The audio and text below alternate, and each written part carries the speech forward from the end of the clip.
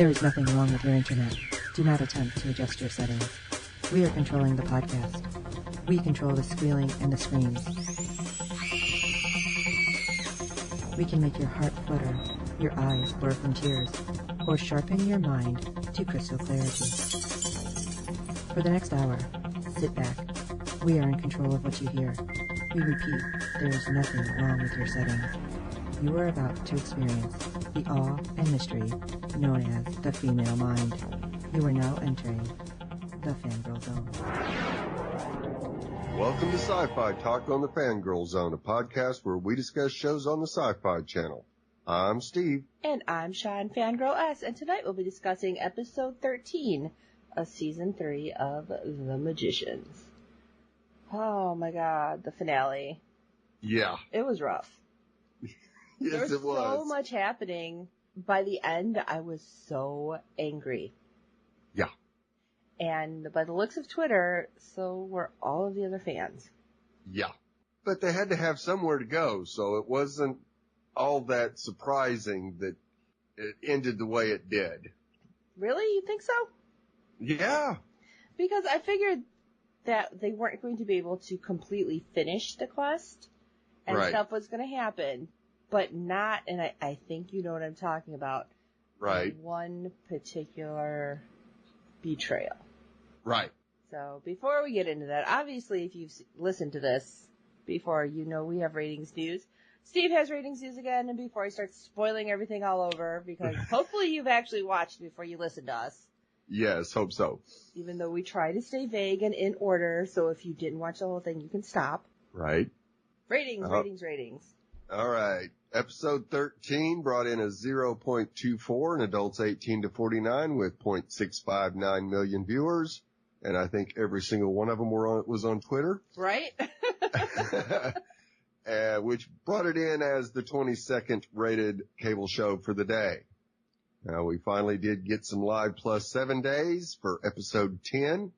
It tied for 13th in adults 18 to 49 percentage gained, going from a 0.3 to a 0.6 for an increase of 100%. It was 25th in viewers total gained, going from 0.767 to 1.494 million viewers. That's nice. For an increase of 0.727 million viewers, which caused it to tie for 20th in viewers percentage gain with an increase of 95%. It almost doubled. Yes. Yeah. People are finally catching up. Yes. I think a lot of people are still like, oh my gosh, it came back, and so they're behind. Yep. Oh boy. If you people are behind, you're going to be so devastated when you get to the end like we were. Yeah. Yeah. Oh, goodness. All right. So let's jump into episode 13, the finale of the season, and we have to wait so long. Yes. Will you play with me? The group finds what they're looking for and attempt once and for all to get magic back. Yeah, okay. That didn't sound creepy at all, because what have I said in every show that we've done? Kids always are creepy in these shows. Yes. Yes. And even though that wasn't a child, that sure sounded like the title would be a little kid getting super creepy, right?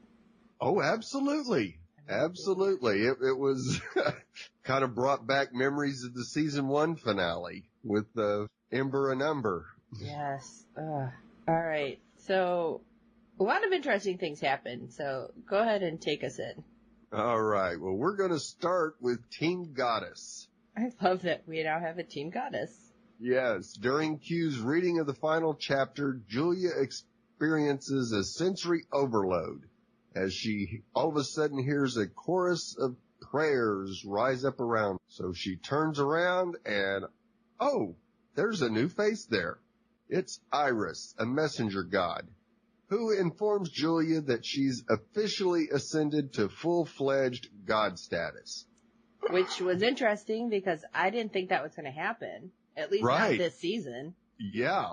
And our Lady Underground has dubbed our Jules Our Lady of the Trees. Oh, that was nice. Because it was kind of getting there anyway. Right. Now, of course, this is a little bit of a nod to the books. You'll have to read that to find out what that nod is. Eventually I'll get him red, I swear. Yes. Now, Iris informs Julia that there's much work to be done in the divinity field, so it's time to say goodbye to her friend. Yeah, this was kind of weird because I was expecting her to stick it out because obviously everything that's going on, she knew that they would need her. Exactly. And you get the feeling that she's going along with Iris because of her curiosity, of course, but she's still got a foot back in Break Bills. Yeah, because Iris was very dismissive of everything that was happening. Yes, and very. just kept saying, oh, you can let go of all of your friends. You can let go of the pain, which the pain I can understand. You know, she's like, you built this seed to something way more than what it started at. Right. And you used your pain to get through it and you realized what you needed. You can let it go. Now that part, I was like, oh, that's really nice. That's great. Yes, it'd be great if she could actually just completely forget that ever happened to her. Right. Which, like I said, it was going to be, you know, a little bit like, all right, maybe because she's reached this level, it'll like open her up and let her release it, and kind of like a deep breath after, you know, being sick for so long, you can finally like, oh, this is great. But at the same time, like she says it almost in the same breath as, and you can forget about all these little people. It's like, wait, what? Yeah. These little people are the ones that also helped her get to this point. Exactly. So I was on the fence with Iris. Like, is she good? Is she bad? Was it a way for them to deter the whole quest? Right. Yeah. Are the gods involved in this too? Well, apparently they are, which I did tweet. I don't know how many people answered me on this. I'm like, Jesus, how many gods are involved in this quest? Because it seemed like they were popping up all over the place. Yes, like, they really the did. Whole season, we had so many. It's like, all right, this is kind of weird. And we've heard, oh, magic will come back, don't worry. And then we find out, oh, but magic is great, and this was done by this god, and this god, and this god. It's like, I need a chart. Yeah. We need it. We now need a flow chart. I really do. With the gods. Can we have so Josh we know what they're doing. do one for us? Yeah. Can he do a recap of what gods have been involved? Because there's a heck of a lot of them. Yeah, we need a god board now. Yeah. Jesus was not involved. That's another show of mine. Sorry. But seriously. So when you first seen Iris, though, what did you think? What did you think she was, like, good or bad, or did that not even, like, cross your mind? Yeah, it really didn't cross my mind. I did think at first I thought it was unusual that she would say, forget your friends. But at the same time, if you've actually reached God status, I can see that being said. Okay. You're a god now. You need to be buddies with us and not the mortals. I felt the timing was a little weird, though, too. That's right. Yes, that's what absolutely. was raising my, my spidey sense is tingling. What's going on here? Right. But we get a great scene with Julia and Q when she tells him everything that just happened to her and that she's now Our Lady of the Trees. I love that they laughed. And you can see it was like probably back more like before Break Bills and everything started. Oh, absolutely. Absolutely. It's been the first time that we've seen them both laugh together since episode 1. Right. And they just had that moment where they can just be friends and just be normal together for a minute, even though this was a very abnormal moment. Right. Of course, they share an embrace and exchange I love yous. And then Julia leaves Q with a little gift before she disappears. I still think some goddess power might have been really good for the whole trip. Oh, yeah. So Iris takes Julia to her lab where she crafts other worlds, answer prayers, and twirls her umbrella around in a godlike fashion. Yeah, what was up with that? I wonder if it was actually like misting and raining, kind of like whenever they were going to do it. They're like, oh, let's throw in the umbrella thing to kind of make it work. Right. It could be. Something random. But of course, the sun, whatever sun there was seemed to be rather bright. So I was thinking it was more to keep from getting scorched. I don't know. The whole thing with her just seemed weird, which is why I was wondering if anything like that is in the books, but because I know it's a little different, I'm thinking that maybe this doesn't exactly happen. Right. But if you guys know, send us an email, because I'd just like to know personally, since I haven't read the books, and it's going to take me a while. Yeah. I should just get an audiobook listening to and from work. It would help. There you go. Oh, but was it a little heartbreaking for you when, Julia kind of stopped? And she had the weird little, like, sparkly makeup, too, happening. But she kept stopping, and you see her kind of, like, look off kind of sideways. Yeah. And then she's like, my friends are in trouble. And every time Iris is like, oh, just ignore it. Right. Listen. Yeah. Listen, Linda. We're going to fight because Yeah. That's not Julia. And Our Lady Underground has to know that's not Julia. Right. And it was just stressing me out. Yes, it really was. Because you didn't know what you figured eventually Julia would say enough of this and I'm going to go help my friends. Right. So you at this point in time, you just got to keep your fingers crossed that when things get real bad, Julia will pop up and save the day. Well, I'm hoping, because Iris just kept saying, oh, don't worry, everything will fade once you're here long enough. And then I was kind of wondering if it's, like time might be moving different wherever Julia is too. Oh, absolutely. So I was a little afraid of what might happen with that as well. Right. Yeah. When she decides she wants to go check on them, it's been centuries since they've passed. I was like, oh, this is going to be hard. Yeah. So let's jump over to Team Fillory, shall we? And Fen, being a badass, acting High King while Margot's away. I love it that Margot put her in charge. And, absolutely. Yes. And she's still nice because Tick, and I'm still, Tick, I still got my eye on you. Yeah. Tick and the council approach Fen with, various matters of state, and she's giving orders while constantly apologizing. She's like, please, thank you, sorry. It's like, yeah. Obviously she's nervous because she has had a huge arc coming from being promised basically as a child. Actually, right. was it even a child, or was it like even unborn? Being yeah, promised it was before she was born. Yeah. Okay, that's what I thought. I had to think back. I'm like, wait, how many years was it?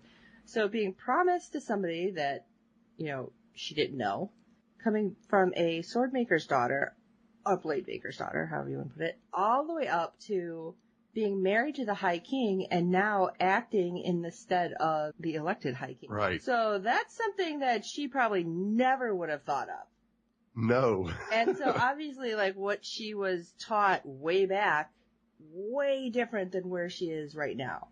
Right. And interestingly enough, we have the Fairy Queen who, pops up, as she does kind of creepily sometimes.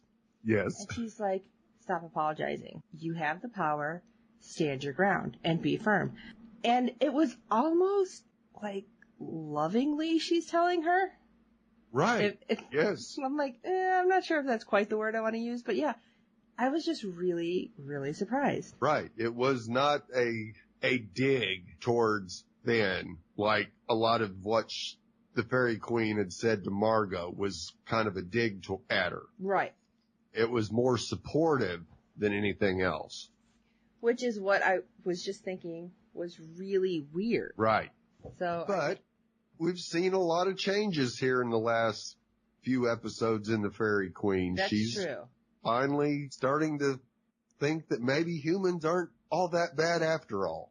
Especially Fen being her enemy at some point, and captive, yes. And then helping.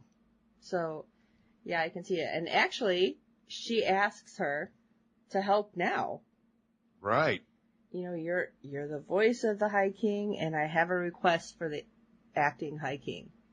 I need you to discover who's slaughtering fairies.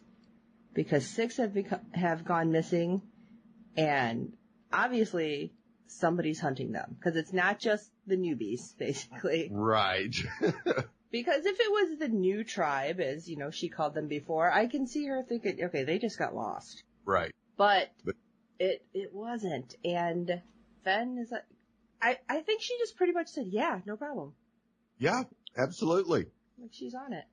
And she disguises herself as a fairy and starts wandering the woods. Yeah, interesting with that. And then here comes, oh my God, I really wish the fairies had gotten her, McAllister. Yes. And the librarian who can travel.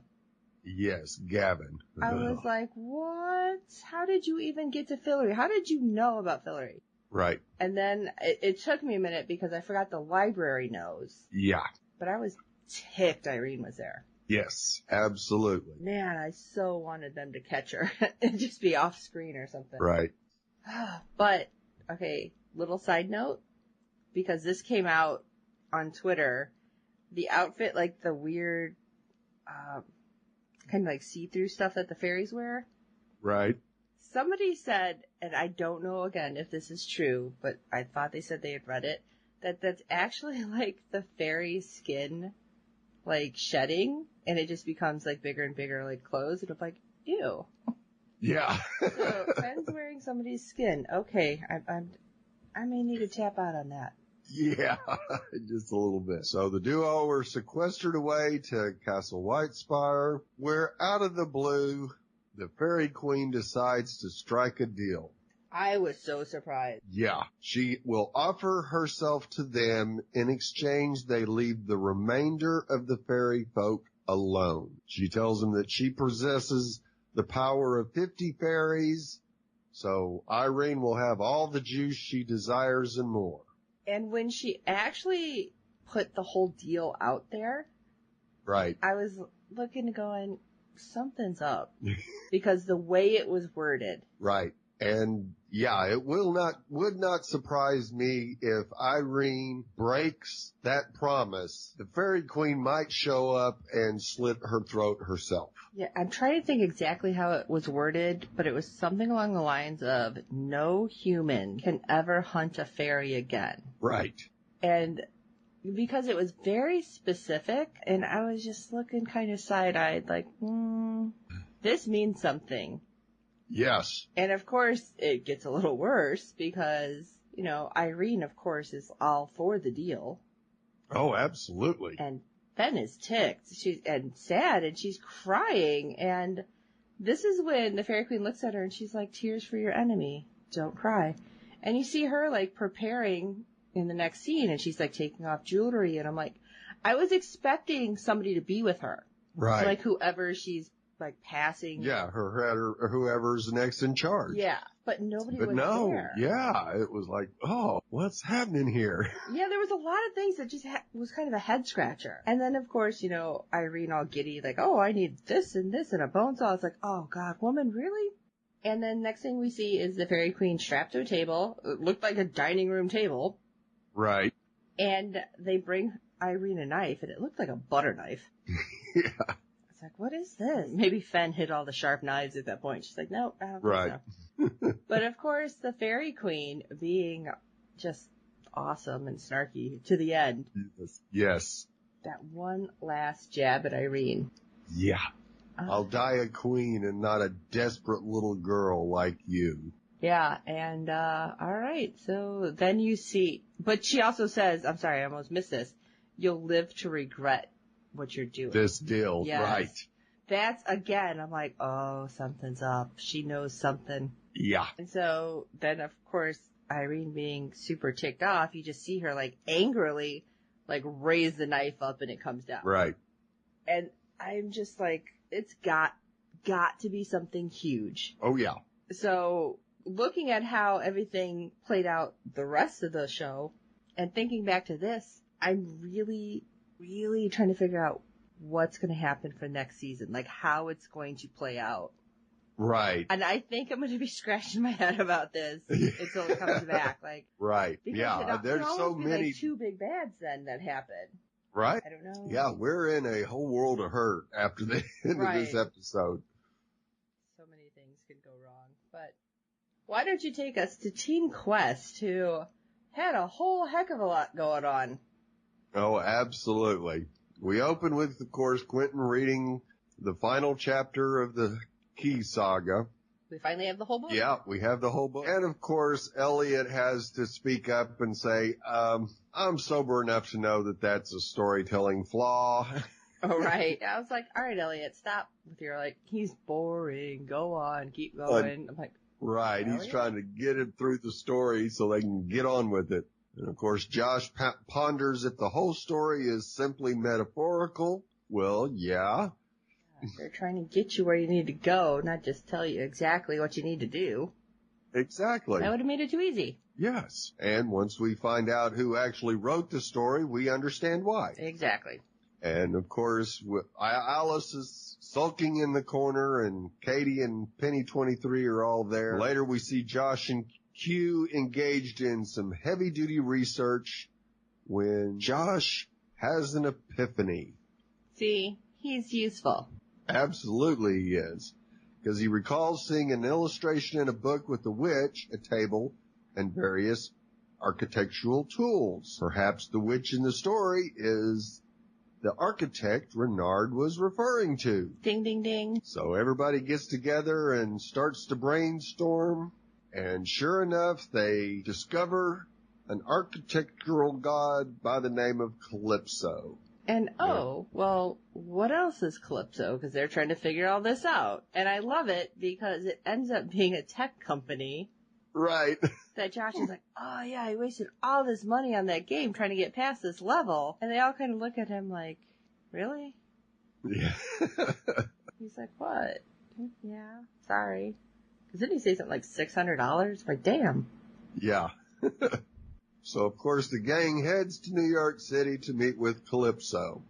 And this doesn't go real well either because she blames them for Prometheus's death, even though he perished long before our magicians ever came to be. I know, at first I was thinking, oh my god, what happened? Was it because magic got turned off somehow he died? And then, of course, she explains it.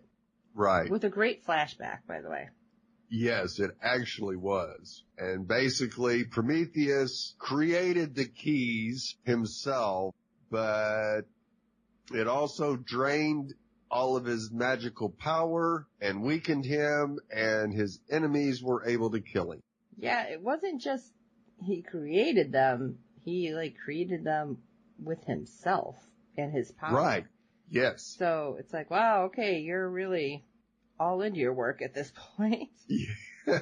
I don't know. It makes me feel like if it was some kind of God created thing, that it would be impossible for somebody to destroy it, right? Right. It didn't seem to turn out that way, though. No, it did not. We'll get to that. I'm just irritated.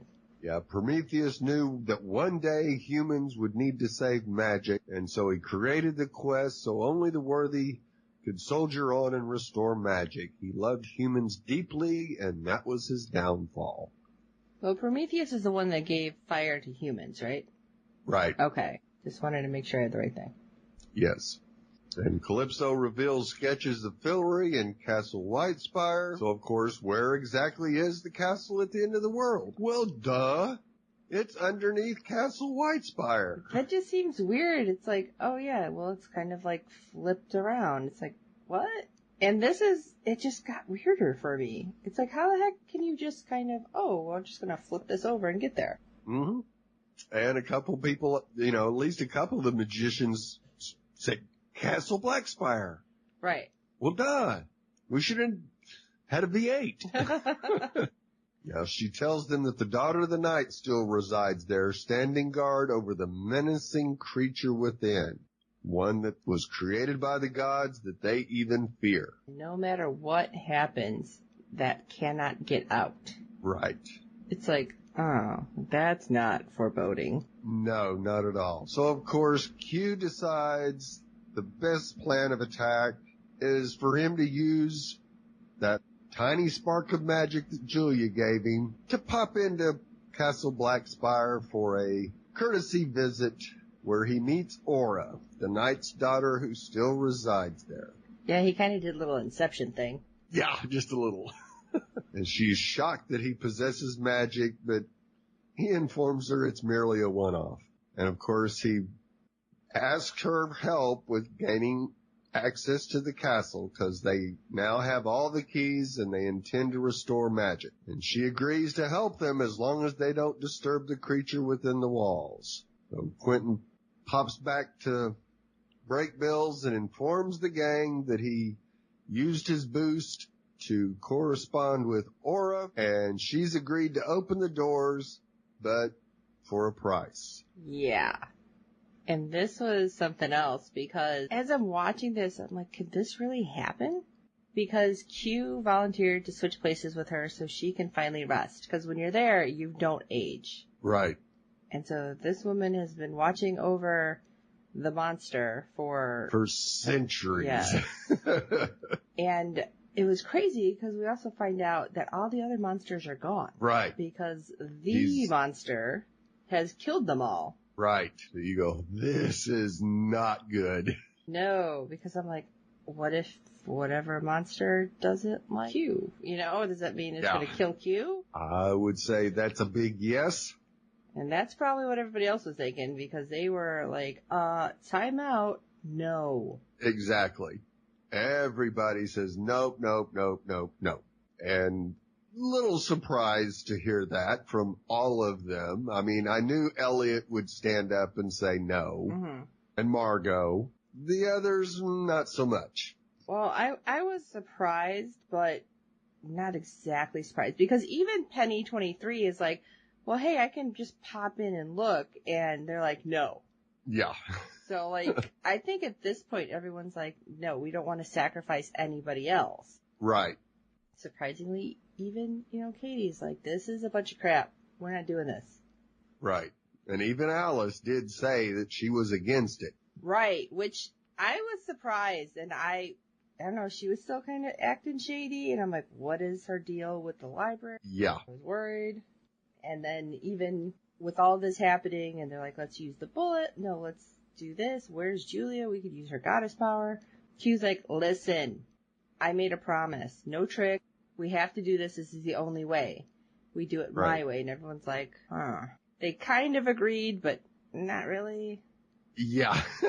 Yeah, you knew that everybody that said okay was thinking just of saying else. It to say it. Yeah. That's not what they were thinking. Right, right. So Alice pays a visit to Fogg in his renovated office as he has his sight again, and she waves the bottle of fairy dust, admitting that her desire to use it again is overwhelming. Right. And again, I'm like, I feel like something's going to happen big. Yeah. So she asks Fogg if he still possesses a memory erasure potion that will wipe her memories clean and craft a new persona for her. Yeah. And I'm like, why does he have that at all? Well, part of it is for the students that don't get through break bills. They tried to use that on Julia, remember? Yeah, I totally forgot about that. Now, of course, Fogg tells her he does, but he's not wanting to give it to Alice because she's the best magician he knows. You go, really? You just saw Julia turn into a god. Right.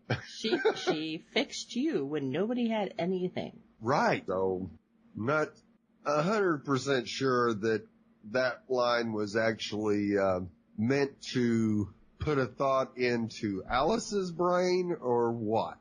Or maybe all of ours. But, yeah, of course, Alice doesn't want to harbor all that power, and her time as a Niffin has changed her. And now she thinks that she doesn't think anyone should have access to an exorbitant amount of magic, so Fogg finally hands over the potion. Yeah, and again, things are like, what's going on? And it gets worse as we see Fogg strolling inside the Breakbills library, and the head librarian is waiting there for him. It get worse. I got super ticked. Yeah, he wishes to discuss his end of the bargain. Which at that point, I'm like, what?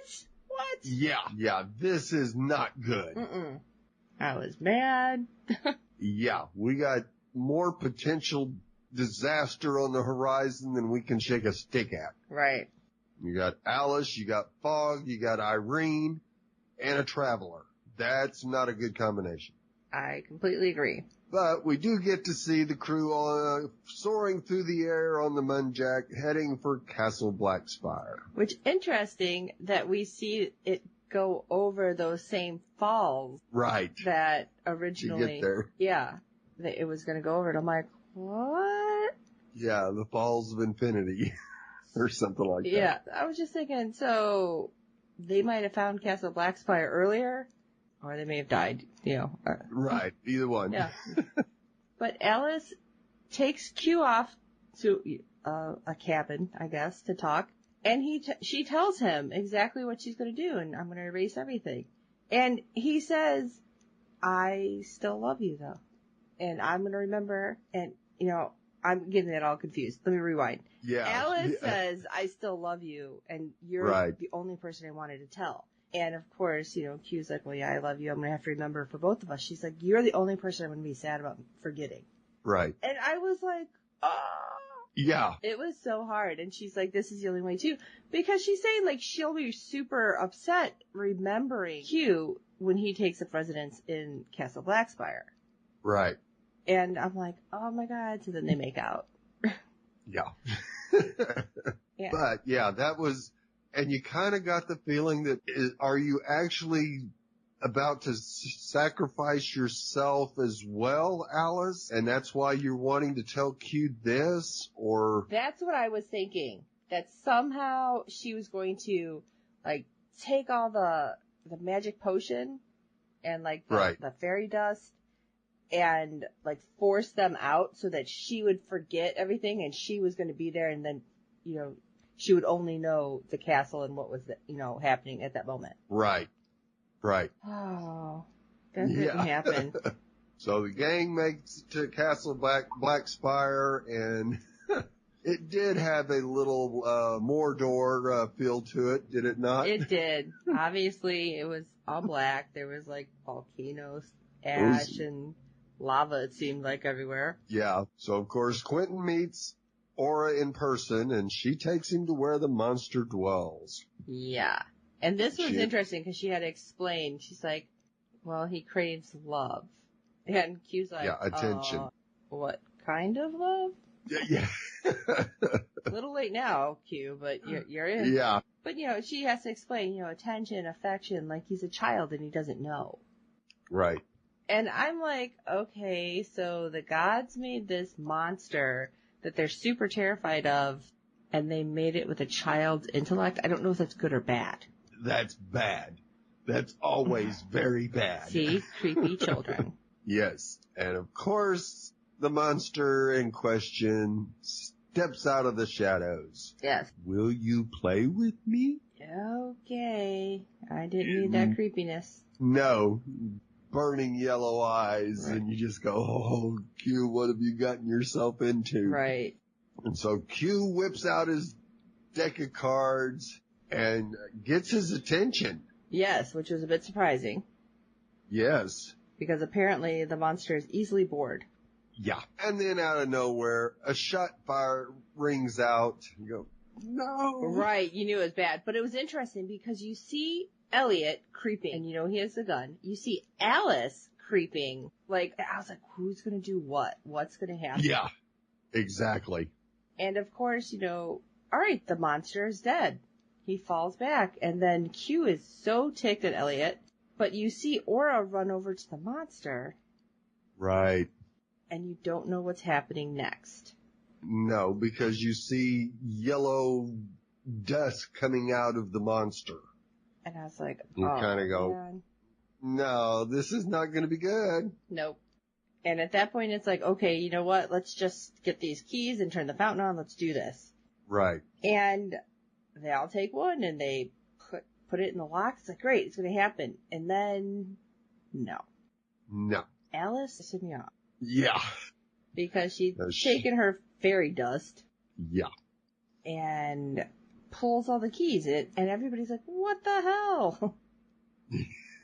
Exactly. And this is where I was like, I don't understand if it was a god creation, how even all like crazy magic, Alice was able to destroy the keys, because she's like, no human should have this much access. They shouldn't have access to the magic at all.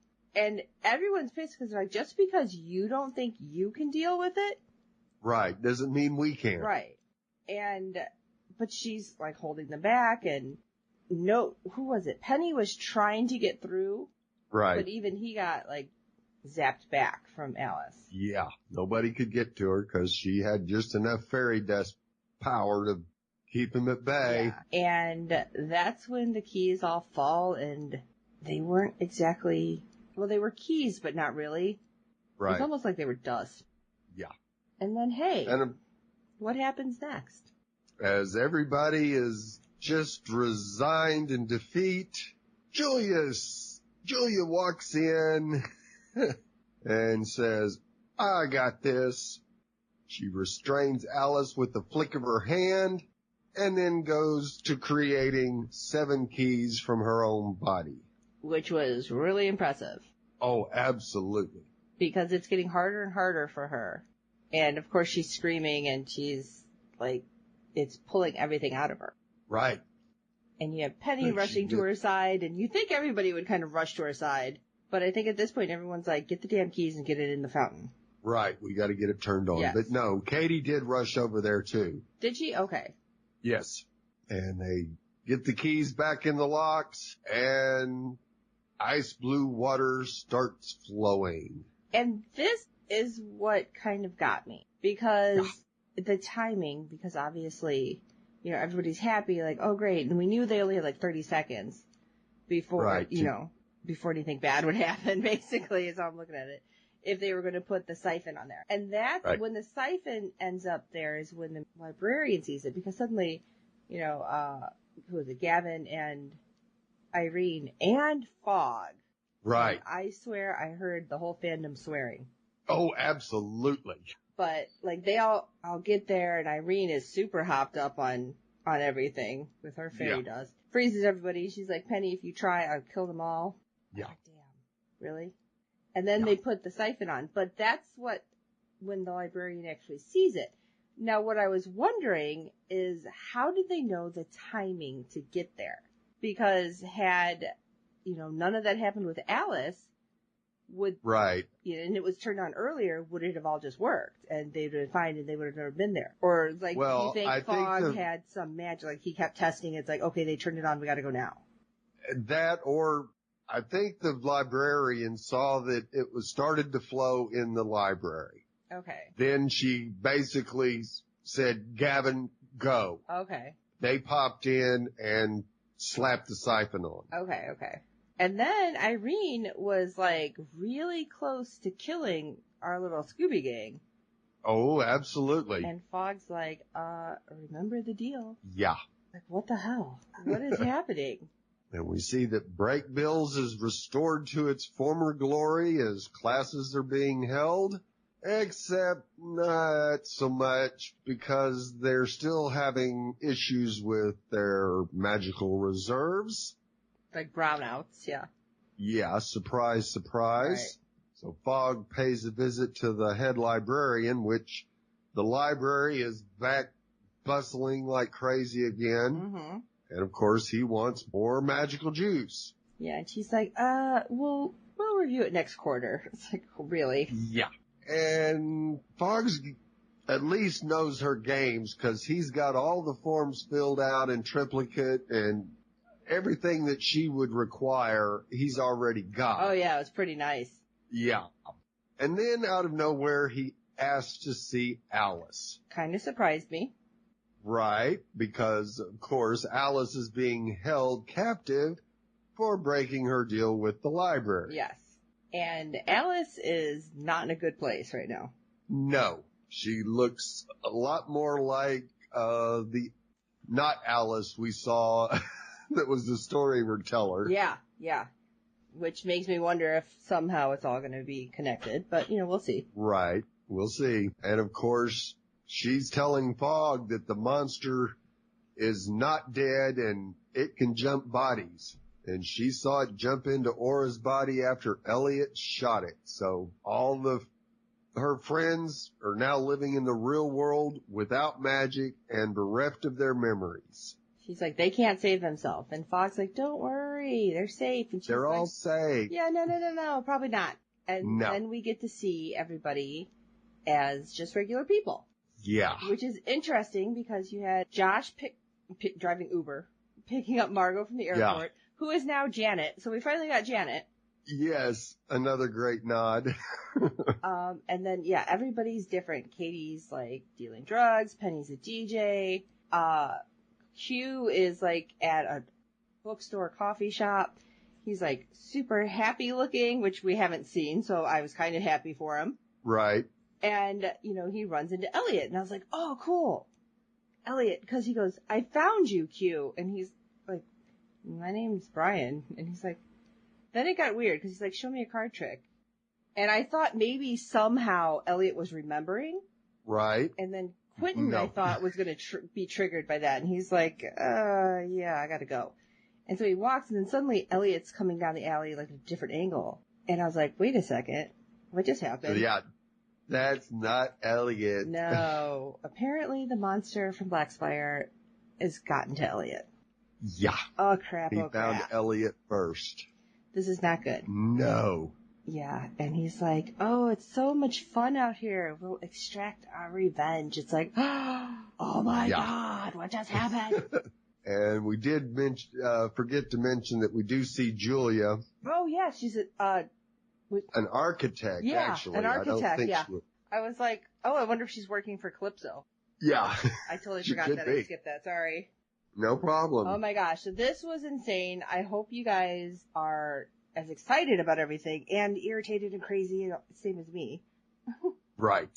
But we want to know what you think. So shoot us an email on what your thoughts were for the season finale at sci-fi talk@fangirlzone.com. Check out the website, shoot us a Twitter or Facebook message, whatever. We'll answer you. And while you're at it, if you can rate and review us on iTunes and every other platform you're finding us on, because good ratings and reviews help other fans of the show find us. We do hope you're enjoying this, and we might have to do a whole recap before the season comes back, because absolutely we need to know. I need some book readers to come on and talk about it. Yes. Okay, so oh my gosh, for this kind of devastating, makes me mad, everything episode of Sci-Fi Talk, I am Sean, Fangirl S. And I'm Steve. I can't wait to get started on all the people who really deserve our wrath. And until next time.